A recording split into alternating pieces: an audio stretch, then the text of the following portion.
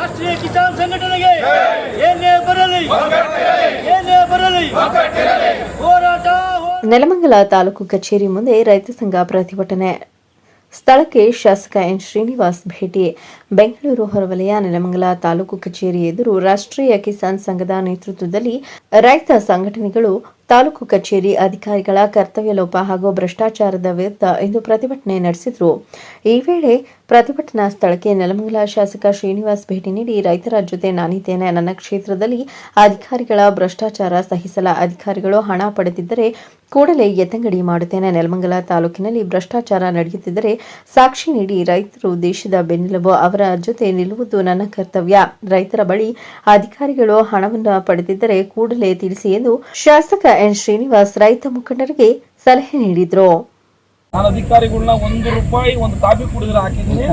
ದಿನ ಬೆಳಿಗ್ಗೆ ಆದ್ರೆ ರೈತರು ಸಾರ್ವಜನಿಕರು ನನ್ನ ಯಾರು ಬರ್ತಾರೆ, ಕಚೇರಿಗೆ ಯಾರು ಹೋಗ್ತಾರೆ, 4 ಗಾಡಿ ತಗೊಳ್ಳಿ ಕೆಲಸ ಮಾಡ್ಕೊಡ್ಬೇಕು ಅಂತ ಹೇಳಿದ್ದೀನಿ.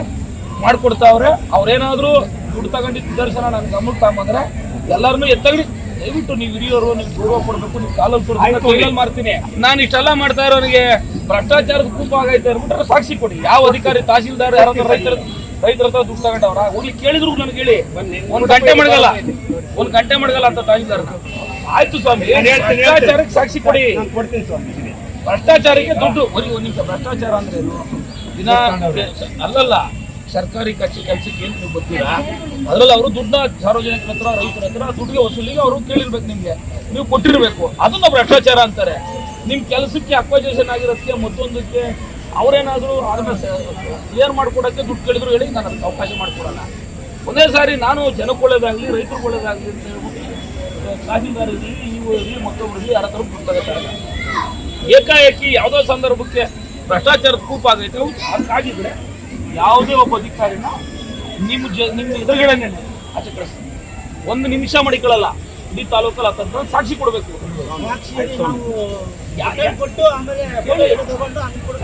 ಸಾಕ್ಷಿ ಅಂದ್ರೆ ನೀವು ಕೊಟ್ಟಿದ್ದ ಫೋಟೋ ಹಿಡ್ಕೊಂಡು ಕೊಡಿ ಅಂತಲ್ಲ.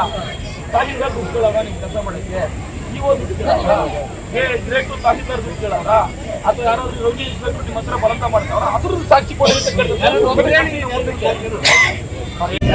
ನಿಮ್ ಪರ ಒಂದ್ ನಿಮಿಷ ಯಾವ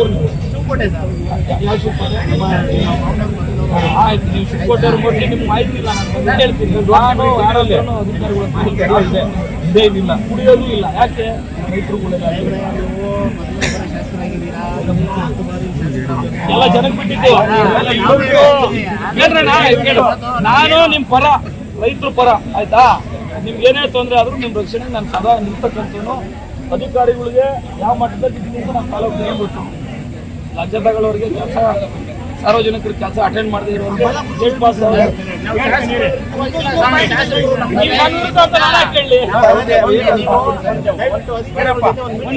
ಮಾಡ್ತೀನಿ. ನಿಮ್ಗೆ ಯಾವತ್ತು ಹೇಳಿ ಸ್ವಾಮಿ, ನನಗೆ ಮರಣದಂಡನೆ ಕೇಳ್ತೀನಿ.